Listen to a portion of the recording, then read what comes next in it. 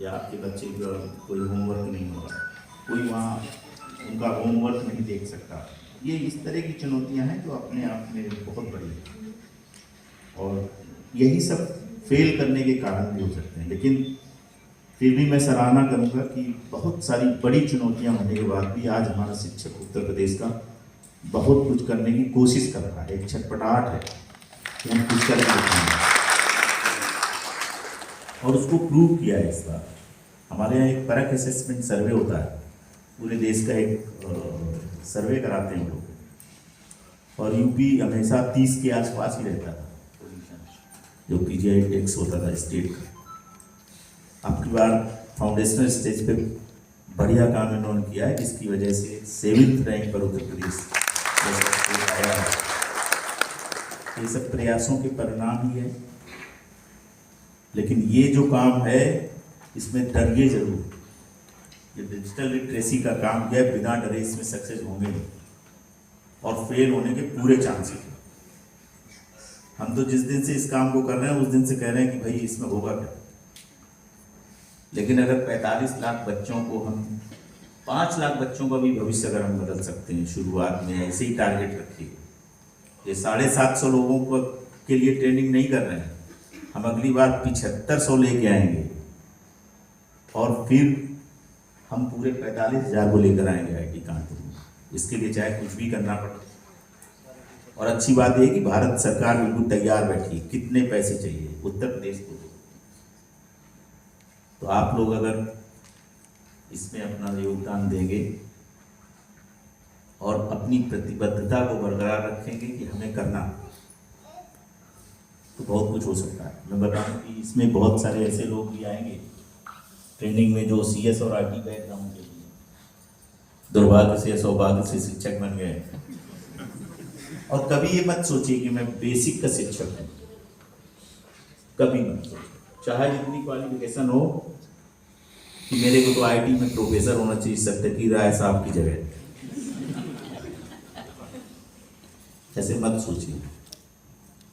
जो काम ये कर सकते हैं वो यही कर सकते हैं, जो आप काम कर सकते हैं वो आप ही कर सकते हैं। इनको दे दीजिए ना नर्सरी और क्लास 1 के बच्चे, एक्सपर्ट नहीं, इनका अपना क्षेत्र है, आपका अपना क्षेत्र है। हम लोग अपने बच्चों को पढ़ाते हैं, 2 मिनट में समझ में आ जाता है पैसेंस कितना है। इस चीज को क्लास 8 में हम आसानी से अलजेब्रा का फार्मूला नहीं याद कर पाते थे, उससे क्लास 5 में उम्मीद करते हैं आता क्यों नहीं इसको, इतना सरल है। तो जितने छोटे बच्चों को आप हैंडल करते हैं वो उतना ही टफ है, और उसमें तो विशेषज्ञता है महिलाओं की, मैं जरूर तारीफ करूँ। इसीलिए नर्सरी क्लासेस में और सब में ये होता है कि छोटे क्लासेस में लेडी टीचर होगा, उन्हें बहुत पैसेंस होगा। तो ये आपको करना है, मेरी तरफ से जो बन सकता है मैं कोशिश कर रहा हूँ। हमारी पूरी SCRT, हमारे डायरेक्टर साहब, हमारे DG मैडम, मिनिस्टर सर, मैं सबको लेके आने वाला हूँ।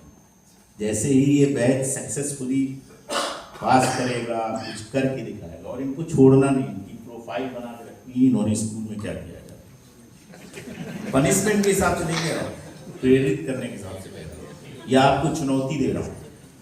दिखाइए आप करके, क्योंकि बहुत कठिन काम है, लेकिन आप अगर दिखा देंगे। 150 लोग अभी आए, 750 आएंगे, इट मीन्स 75,000 बच्चों को ये लोग प्रोवाइड कर सकते हैं। 75,000, 50,000 फर्स्ट फेज में। आप समझिए ना, आप किसी एक व्यक्ति की अगर जिंदगी को बदल सकते हैं तो कितना बड़ा, यही हो गया ना। नौकरी के अलावा, सर्विस के अलावा बच्चों को लर्निंग आउटकम्स पे कुछ नहीं आ रहा है, इसको धोना है, इसको खत्म करना, और इसका पूरा माहौल जो चाहिए, जो एटमॉस्फेयर चाहिए, वो इस समय तैयार है। स्टेट के शीर्ष नेतृत्व से लेके छोटे स्तर तक जो आप चाहते हैं, जैसा आपको सपोर्ट चाहिए, उसके लिए हम लोग तैयार हैं। आप लोग मेहनत करिए। भाई मैंने तो नहीं सोचा था नौकरी ज्वाइन करके उनके साथ समन्वय स्थापित करके।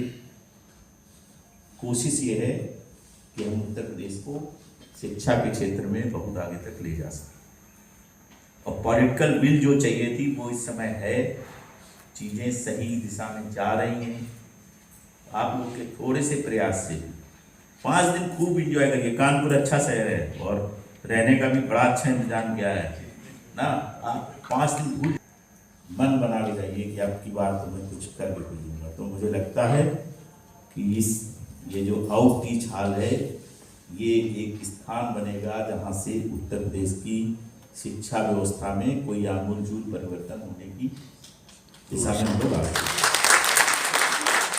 काफी की तरह फिर एक बैच आएगा और एक बैच आएगा और एक बैच आएगा, 4-5 बैच यहाँ आएंगे। और आप चूंकि प्रथम बैच में हैं तो आप संवाहक बनिए, ब्रांड एम्बेसडर बनिए और जाकर दिखाइए। कहीं ऐसा ना हो कि वहाँ जाने के बाद बोले ये तो आईटी से ट्रेनिंग करके आए थे, अरे स्कूल में तो कुछ किया नहीं, ये कृपया करके सुनाएंगे। ठीक है, और आप लोगों से बाद में भी बात करते रहेंगे। ये प्रशिक्षण समाप्त होने के बाद भी आप लोग जुड़े रहेंगे, इन लोगों के नंबर लेके जाएंगे, ज़्यादा डिस्टर्ब नहीं करेंगे क्योंकि बहुत बड़े काम लोग कर रहे हैं। लेकिन और सारी जो टीम होगी उससे बात करते रहेंगे, अच्छे से असाइनमेंट पूरे करिए और बढ़िया करके दिखाइए। पुनः एक बात में बहुत मज़ा आ रहा था, फिर कभी सुनेंगे आके और बड़ा सेशन करेंगे। आप लोग जो है इनको अच्छे सुनिए और अनुशासन का बड़ा ध्यान रखिएगा।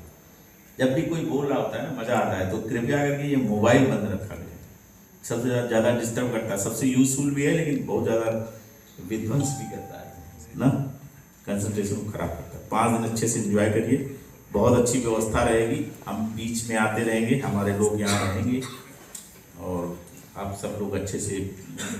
कानपुर कितनी लोग पहली बार आए?